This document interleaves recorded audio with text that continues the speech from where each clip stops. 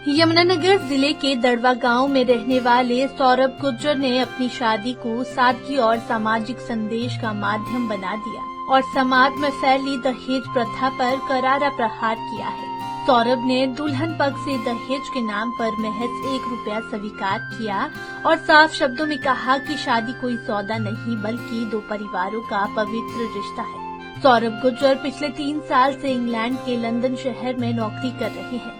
वे MSc पास है और अच्छी नौकरी में कार्यरत है। उनकी पत्नी सोनिया BSc ग्रेजुएट है।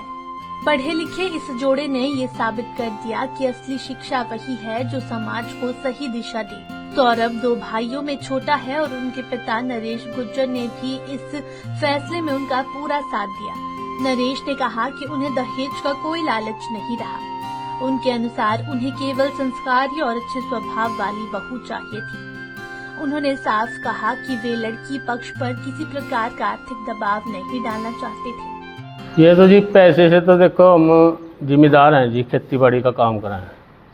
2 भैया हैं जी हम, एक मेरे से छोटा है जी, मेरा नाम नरेश कुमार है जी, उनका नाम रमेश है जी। और बच्चा हमारा मेरे ख्याल का 2022 में जी बाहरले देश चले गया था।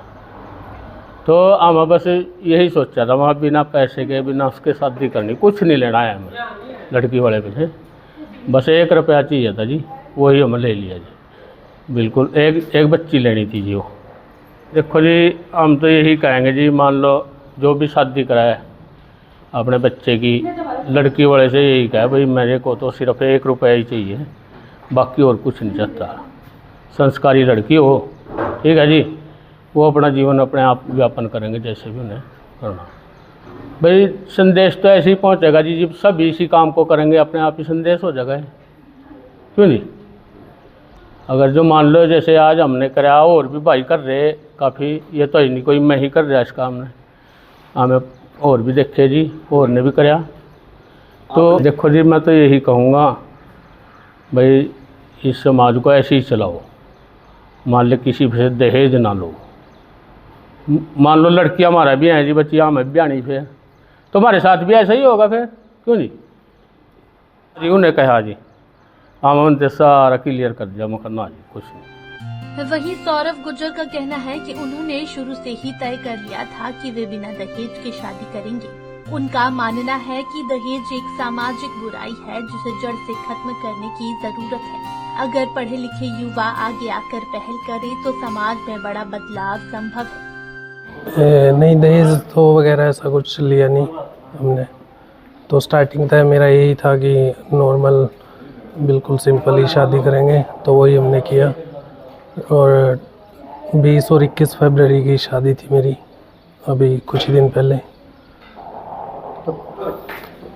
बस यही संदेश कि सभी ऐसा ही करें, ताकि आज जो देखते हुए जैसे खर्च ज़्यादा बढ़ता ही जा रहा है, लोगों के इनकम का सोर्सेज उतना ज़्यादा नहीं रहा, तो इससे यही संदेश जाएगा कि सभी को ऐसा ही करना चाहिए बस। बाकी तो और उसने ग्रेजुएशन की BSc की हुई है, BSc B.Ed, और अभी तो कुछ नहीं कर रही। अभी उसके बाद मेरे साथ ही चली जाएगी कुछ टाइम के बाद। मेरे को 3 साल हो गए हैं अभी मैं ड्राइविंग की जॉब कर रहा हूँ अभी लेटेस्ट। उससे पहले मैं इन्वेंट्री मैनेजर था एक कंपनी में।